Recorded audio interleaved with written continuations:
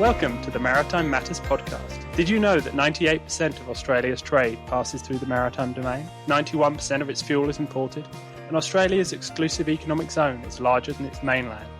It's easy to see that to Australia, maritime matters. Maritime Matters is the podcast where we break down what the week's events mean for Australia's maritime security and the wider Indo-Pacific. Hello, welcome to this episode of Maritime Matters. We're recording on the morning of the 26th of August. So if anything radical and exciting happens over the next 24 hours before this comes out, that's why we're not including it. Hi Jen, how are things with you? What have you been up to over the past week or so? Too much. A few things that our viewers might be interested in. I've had a couple of pieces out. So I had a piece out in Lois the Interpreter talking about how we think about the concept of interoperability. One of my bugbears is this idea of these buzzwords that catch on, that actually, when they catch on, they become devoid of meaning and then we kind of lose what we're trying to achieve. I think that's kind of one of the things that's applied to the ideas of integrated deterrence, but also interoperability and increasingly maritime domain awareness. So you can check out my piece in Lois the Interpreter. I also had a piece in The Strategist, had to do both sides of the defence blog sphere in Australia, talking about the Western Indian Ocean and saying yes, as much as I acknowledge that the Eastern Indian Ocean, or specifically the Northeastern Indian Ocean, needs to be a primary focus for Australia. We still have dependencies in the Western Indian Ocean. Fuel is but one. And so highlighting that we can't just ignore the Western Indian Ocean. And coincidentally, by absolute accident, not design, it came out the day before Australia announced that they would take command of the Red Sea Task Force. So maybe somebody read my op-ed. But we can get into that a little bit more.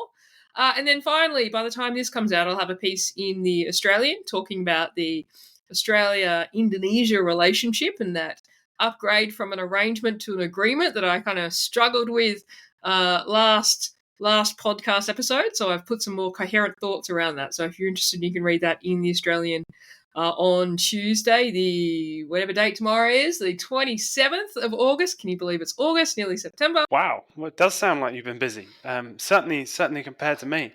Anyway, moving on, we're going to talk a bit about some of the things that have been happening in the region, and you've already highlighted one of these, which is that Australia is to step up and take over command of the Red Sea Task Force, the Combined Maritime Forces, Combined Task Force 153. They're going to be taking over that in October. So this obviously fits into a narrative, as you were suggesting, you've been talking about for some time, about what is Australia's role in this region, what should they be doing, how can they potentially be doing more. And this comes at a time when there's been actually quite a lot again happening in the Red Sea over the past week or so. Particularly, there's a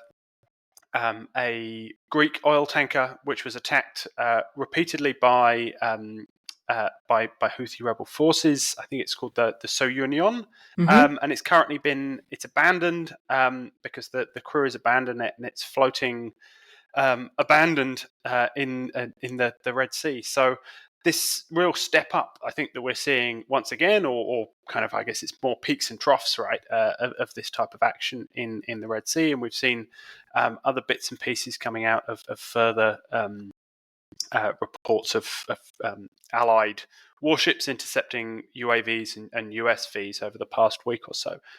So real sort of continued significant naval action taking place in the Red Sea. And this is coming at a time when Australia is set to be taking over the command of the task force as of October. I'm assuming you view this as a positive step. What's your take? Somebody who's been talking about this a lot, right? I have. I do view this as a positive step. Now, in the Did You Know section at the end of this podcast, I'll give a little bit of spiel about the history of the Combined Maritime Forces and Australia's involvement. But I think it acknowledges that we do see issues to do with the Western Indian Ocean, then into the Red Sea, as impacting our national security. I think there's a big question mark over that around the time that the Houthis started attacking ships in November of 2023. and Australia was asked to send a warship. We sent some increased personnel, but some of the commentary around that, specifically from the current government, we wanted to focus more on our primary military area of interest. And from one sense, that's understandable, but I do think that there is a bit of a challenge to that when you think about issues of maritime strategy and how the maritime domain impacts Australia's national security. So I think it's positive. It is important to acknowledge that Coalition Task Force 153 oversees a bunch of maritime security activities in the Gulf of Aden and the Red Sea, one of which is Operation Prosperity Guardian, which is the defence of merchant shipping heading through the Red Sea. Now, we know there's not as much heading through the Red Sea as there was. Most of it is now going around the Cape of Good Hope and the Horn of Africa. There has been a bit of criticism, so a lot of skeptics, less so in Australia, but overseas, have come out and kind of questioned how effective Operation Prosperity Guardian is, what they're actually doing. Are they doing convoys? How are they protecting ships? Where are they getting the assets from? And I think that they're all valid kind of discussion points and concerns. And this is always one of the challenges with something like Combined Maritime Forces, where it's kind of come as you are, give what you give. But either way, even with limited assets, and we'll get to the Australian assets conversation in a moment, I think there is still great benefit. One, the idea of having to command a task force in an operation that is dealing with such a significant threat, and having to liaise with other countries, liaise with other operations, because we know that EU NAVFOR, Operation Asperities, is also operating there, and having to have that engagement with the shipping industry. I think that's all incredibly positive experience. Is Australia taking command going to have any influence on the outcome of that operation? No, that really comes down to assets and also some US strategic thinking. But I think there's lots of benefits. It also sends a message, so beyond the experience, it also sends a message that we do care about maritime trade, and I think that's an important message for Australia as an island nation to send. And then thirdly, it does back up the US in that area. And as much as there are 45 members of the Combined Maritime Forces, I suspect most of them are not supporting or having much to do with CTF 153. So in the broad, I think it's positive, but I do acknowledge the criticisms, and although they're valid, I think that on an opportunity cost basis, we're going to get a lot out of this. Of course, there's been criticism that we're not sending a ship with them, and traditionally Australia has sent a ship when we have commanded coalition task forces, mainly to do with counter-narcotics and maritime terrorism. And we've kind of talked to death, I think, on this podcast about the pros and cons of sending ships or not sending ships. I'm actually lucky enough to be heading to Sydney tomorrow to brief RUSU New South Wales. So if you're in New South Wales and Sydney, you can come along about the ship challenges for the Australian Navy. And it is true to say that they are under a lot of pressure at the moment. I, of course, still think there is benefit, but I don't think it's one or the other. Like, I don't think it's we have to send a ship with a command team. I just think that it's unfortunate that we're not. What's your take on sending a team to command the Coalition Task Force 153? I mean, I think it fits into quite a long trend of Australian commitment to these kind of forces in this region. I do think, and as you say, we've been back and forth about this for some time. I think that the decision not to send a ship was probably the right one, and remains the right one, given the very limited number of hulls available and the pressures elsewhere. And we were talking last week about the lack of a ship being sent to the cooperative maritime activity in the West Philippine Sea. But I think taking these kind of actions is absolutely the right kind of call. And as you say, the experience that's been gained from it, one of the things that is coming up repeatedly is that actually being part of a group that's having to engage with things like ballistic missile challenges, a wide range of different autonomous and uncrewed challenges. I think it's certainly something that we need to be engaging with these issues, and one of the best ways to do so is to be learning from what's happening on the spot, as you've made that case elsewhere. So yes, absolutely, makes a lot of sense to my mind. And whilst I have real reservations about the idea of naval forces being able to fix this problem, the Houthis are not going away anytime soon. This is going to remain a hugely important area as we will bang on about forevermore, in terms of maritime trade and everything else. So this is going to be something that needs to be done until we can find a way to better solve this problem, which is going to require politics and diplomacy realistically, because we're not going to solve it with pure military force. So this is something that needs doing. It's an important job, and Australia should be stepping up in this kind of way. What else has been happening in the region? Lots, but I'm just going to make two other points on that. Okay, yes. And then we're going to move on from the Red Sea. I agree. Australia has been commanding Coalition Task Force for a long time. Interestingly, though, not since 2020. So we have actually had a gap, which I think that if you went back and looked at the history, it would probably be the longest gap of Australia commanding a Coalition Task Force in CMF since its inception. So there obviously was a decision to pull away. So last time we had a ship, that was in 2020. We commanded CTF 150, which is the Counter-Narcotics Task Force. We had HMS Toowoomba there. Both of those came back home, and we actually didn't send any further command teams until this one. Traditionally, one was sent every 2 years. So I think it kind of highlights a refocus a little bit.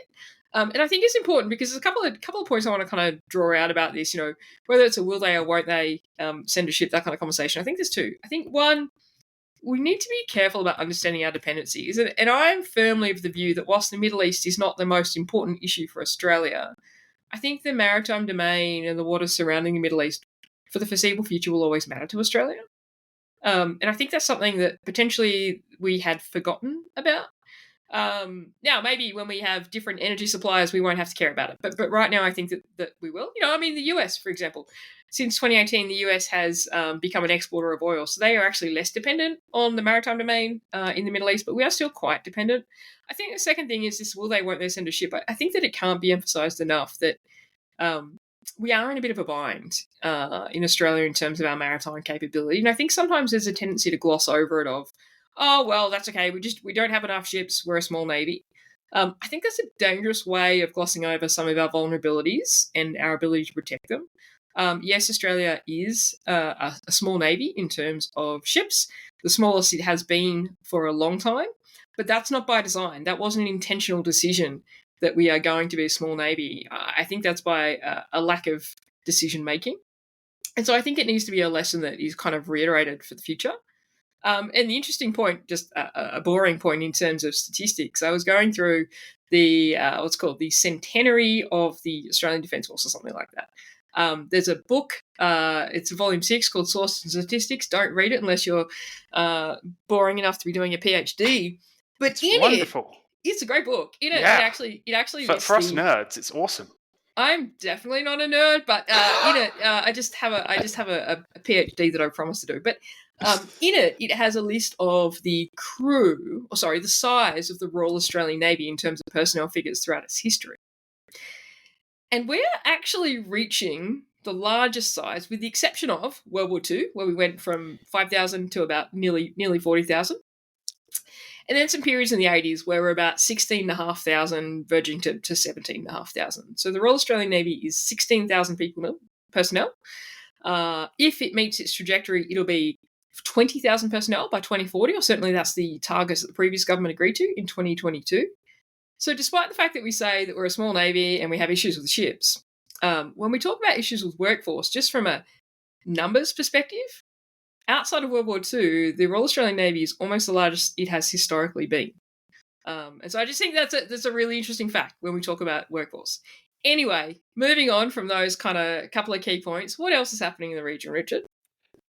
So there's been a return to some of the tensions have flared up once again in the South China Sea between the Philippines and China. This was something that we saw about a couple of months ago. There was a lot of tension and lots of issues over Second Thomas Shoal. There was an agreement that was reached over Second Thomas Shoal. We don't know quite what's in that agreement, but their tensions seem to have been reduced slightly. But instead now there are flares elsewhere, particularly around Sabina Shoal. So only yesterday or overnight, there was a significant ramming incident in which a Philippines Coast Guard vessel was rammed by a number of I saw reports of both Coast Guard and PLAN vessels, which I thought was quite interesting. And again, lots of things like significant water cannoning and trying to target engines and trying to effectively disable, and they did successfully disable the Philippines vessel that was on a resupply mission to fishermen out in the shoal. This fits into a trend. There was other incidents earlier in the week. There was also some dropping of flares from a Chinese jet in front of a Philippines patrol aircraft only was it last week. So a number of these kind of issues and incidents have now been kind of stacking up, and it does feel very much like as pressure is being released on one area, it's being ramped up elsewhere. So I think it's certainly something that's worth keeping an eye on, and it's always difficult to tell with these sorts of things, but it does feel distinctly orchestrated. But we can perhaps come back to that. I'm not sure. What's your take on all of this? Yeah, look, I agree with you. And again, you've got to be careful not to read too much into these things, but there is a trend, right? So when the agreement was reached around Second Thomas Shoal, and as you rightly point out, we don't know what that agreement entails, but we do know that the last resupply went off without any kind of real intimidation. There was a hope that the reason the agreement was reached was because both sides could see that the degree of escalation could lead to something further, and that was unhelpful for both. Now, potentially with the flare-ups around Sabina Shoal, I'm starting to think that the agreement was reached on China's side anyway, because it was a way of putting that issue to bed and demonstrating that they were trying to resolve things. But I certainly don't think that it was in any way an indication that they intended to apply less pressure. And so we have seen these incidents. It's not the first time we've seen incidents around Sabina Shoal. There have been incidents before, but this does seem a little bit of a ramp up. The vessel in the last 24 hours that was significantly water cannon disabled is actually not even a Philippines Coast Guard vessel, not that that would be okay. It's actually a Department of Fisheries vessel or something like that. So I think that, it's very clear that China is trying to apply pressure on the Philippines. And, we mentioned in a couple of podcasts ago, in the absence of applying pressure on other countries, because there are other countries that are doing things that China would normally take exception to in the Spratly Islands, including Vietnam's island building, which there was a piece a couple of months ago in The War on the Rocks that talked about this from Zach Cooper and Greg Poling. So there is a point about applying pressure to the Philippines, and it's now shifted to Sabina Shoal. And Sabina Shoal is quite strategic in terms of the location, so it's about 75 nautical miles from Palawan Island, which is very much inside the Philippines' exclusive economic zone. It's also a low tide elevation under the 26th Arbitral Tribunal, so it doesn't generate a territorial sea or exclusive economic zone. But it's also about 35 nautical miles to the east of Second Thomas Shoal. So if you can secure Sabina Shoal, you can actually secure, or you can interrupt any attempts to resupply Second Thomas Shoal. And it's only about 100 nautical miles from Reed Bank, which is another contested area between China and the Philippines, and will become increasingly contested as the Philippines desperately needs to get other sources of energy resources for their northern island. So, look, it's something to watch, but I think that there's going to be more escalation in the vicinity of Sabina Shoal, and maybe what we're just seeing is a transfer of the pressure from Second Thomas Shoal to Sabina Shoal. Certainly feels that way, doesn't it? It does. It does. What else has been going on in the region? Look, I think there's a couple of other little points to note. We won't go into the detail here, but there has actually been a lot of PLA activity in and around the South China Sea and also Taiwan, probably a little bit higher than normal. Ian Ellis-Jones is a great person to follow on Twitter if you want to kind of track that. He tracks it daily. We might try and delve into that in the next version of the podcast, but cognizant of the time. The other thing too is Australia's Indo-Pacific Endeavour activity. I don't know what they call it these days. It's not an exercise, it's not an operation. Deployment has kicked off. It's not really clear exactly what's happening there. We do know that they have just visited Sri Lanka. There was some diplomatic engagement and certainly some law of the sea teaching. It's great. And And we do know that they're also going to be heading to Indonesia to do a major joint amphibious exercise in Indonesia, which I think will be quite historic. I think it's the first time we've done a bilateral joint exercise of that nature. And I suspect it's timed pretty well to come after the signing of the Defence Cooperation Agreement that we discussed. That there was a bit of fanfare about that last week in Australia, that the negotiations had completed and it would be signed imminently when the Deputy Prime Minister heads to Indonesia, whenever that will be, hopefully after my op-ed about it comes out. Any comments on Indo-Pacific Endeavour? You haven't been on an Indo-Pacific Endeavour, Richard. No. I thought you had. I keep getting invited, and I keep not being able to for various, generally teaching-related, rather dull reasons. So no, but I didn't get invited this year, so I don't know what's going on. Oh, wow. Maybe I've turned them down once too many times, and I'm on the blackballed list. But we'll see. Maybe. Well, I didn't get invited either, but I was an executive officer for the first two Indo-Pacific endeavours in 2017 and 2018. But also, some other things happening. So HMAS Broome is in Broome. She's about to decommission. So one of the Anzac class. Armidale, they're also decommissioning. Armidale class patrol boats is on its way out as part of that transition to the Evolved Cape class. What else is happening in the region, Richard?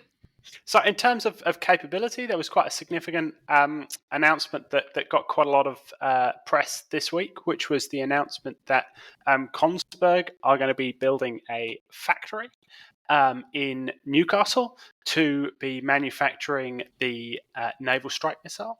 So this was part of the wider guided weapons and explosive ordnance enterprise project, under which the Australian government is trying to effectively build up our defence industry, and particularly in terms of manufacturing of munitions. This is, I think, one of the first really big kind of announcements, and certainly the big announcement with anyone outside of an American firm. So it's a Norwegian firm. They make this, it's a relatively new, I say that it's not that new, it's about 10, 12, 15 years old now, but new certainly to Australia. HMAS Sydney fired it for the first time at RIMPAC only a few weeks ago. But it's a new naval strike missile. So it's a really important kind of and quite advanced capability. There is also a joint strike missile, which is at least potentially an air-launched version of the same kind of thing. So the new factory will be able to build both of them. I understand it's the first factory that can do both outside of Norway.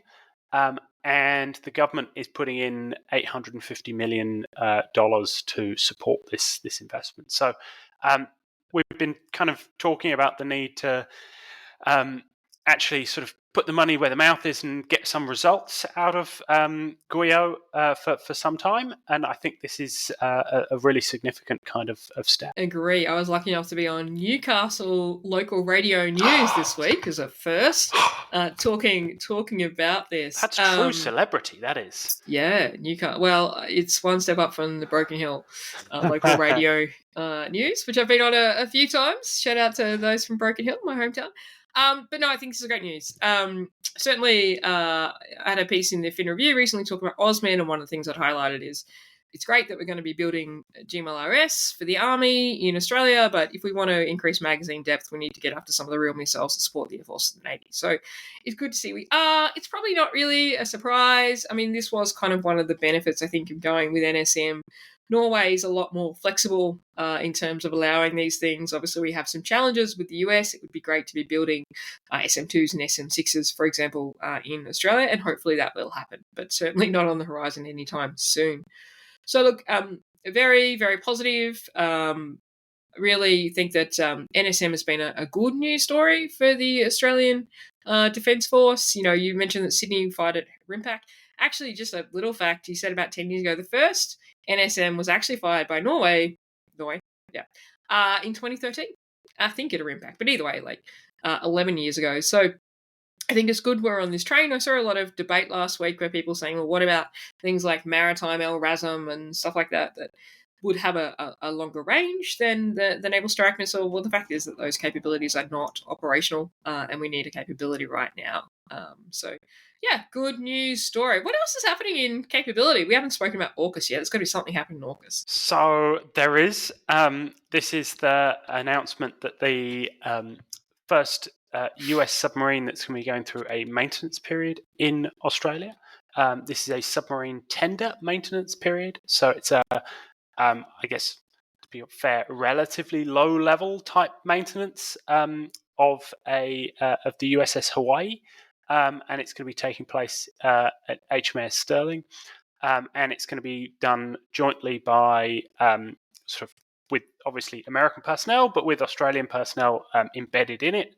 And this is a really important part of the step up in terms of skills, understanding, workforce, leading towards initially SURF West, so Submarine Rotational Force West, but then obviously beyond that to the discussion that is always being talked about Australia being sovereign ready for its acquisition of 3 to 5 Virginia-class submarines, or certainly 3 in the 2030s. So again, lots of discussion about AUKUS back and forth, lots of newspaper articles and large amounts of ink spilt. But in terms of the actual steps that are happening, there's been a lot of things that have been ticked off. The American submarine tender has been doing the rounds for quite some time now in Australian waters, and has had Australian personnel on board for throughout that period. This is again the kind of the next step up in that, and I think we're going to continue to see these sort of milestones ticked off. Now, as we always say, this doesn't mean that everything's going to work fine into the future, but it's worth keeping note of these things, if only to keep some of the negative stories in balance. Yeah, it's fascinating, really, how the AUKUS debate kind of goes on in Australia. Some people debate that it's not been debated, but it's certainly the most debated capability acquisition in Australia that I've heard of in recent history. I'm sure we could find a historical reference to something else. Maybe the fleet unit that came through Sydney Heads in 1913 or something like that. But it is the most debated and the most polarizing, right? Like in some ways, AUKUS has become less a capability, more an ideology for some, which is a really, really odd approach. But I think, you can't deny the facts that in terms of the submarine optimal pathway that was announced earlier last year, the AUKUS announcement itself in 2021, it is hitting most of its major milestones. And this is another example, this submarine tender maintenance period, where we have Australian Navy sailors conducting maintenance on a US nuclear-powered submarine in Australia. And it's not just the conduct of the maintenance. The press release talks about the fact that they'll be doing nuclear safety exercises, bringing in industry, I'm assuming also probably emergency services. So I think that's all positive. In terms of the nature of the maintenance, it's not entirely clear in the press release. The Australian Defence magazine has reported that it involves the reinstallation of an antenna, replacement of an important hydraulic valve.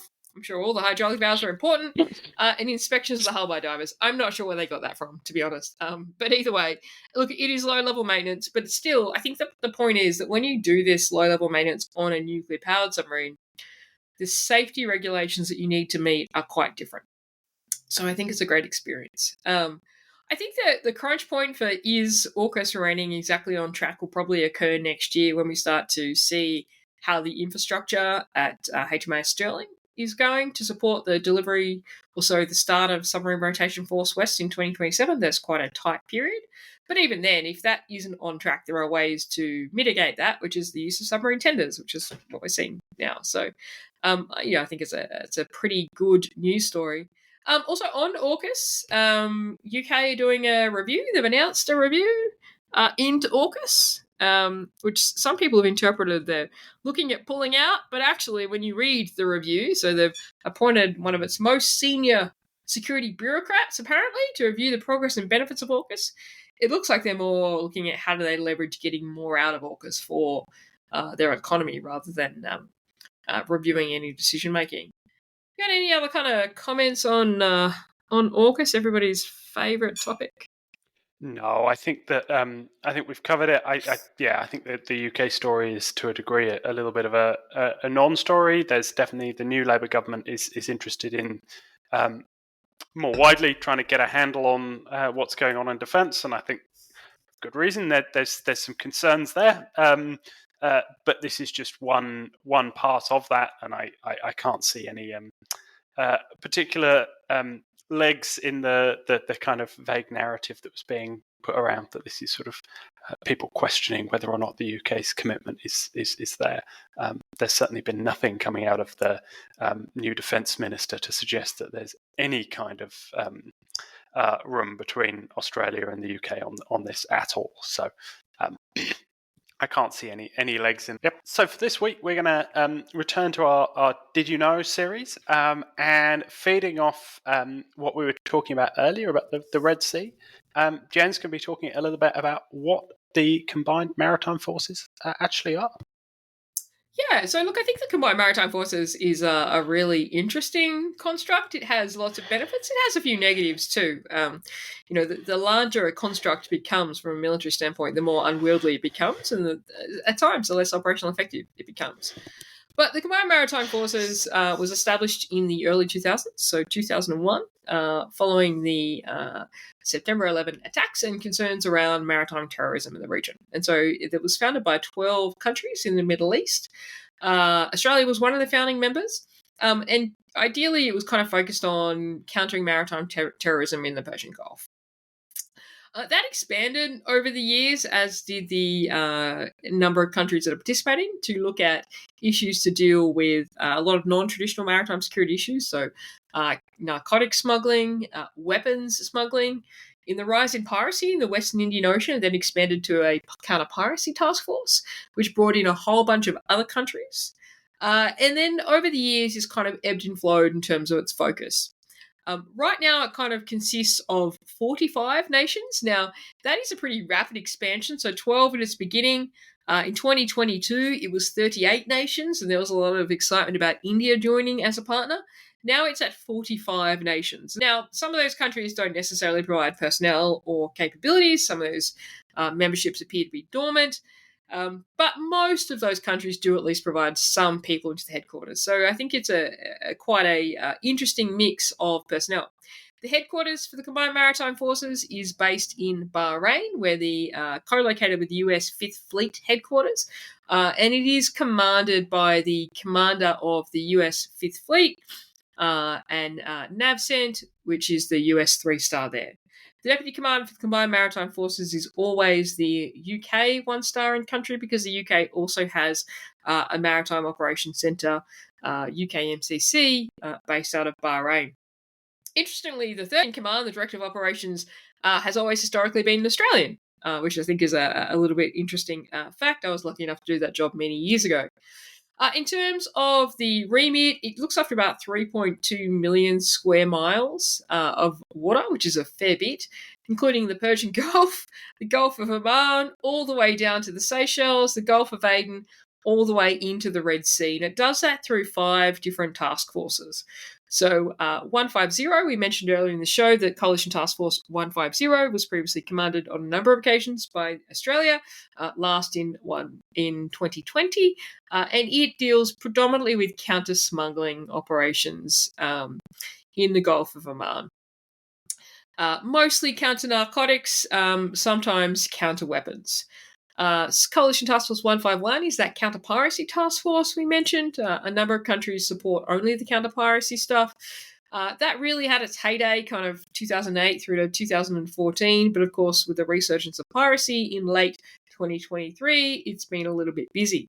Interestingly, from our region, some of the biggest supporters to Coalition Task Force 151, the counter-piracy task force, is Japan and the Republic of Korea, who consistently have ships operating over there.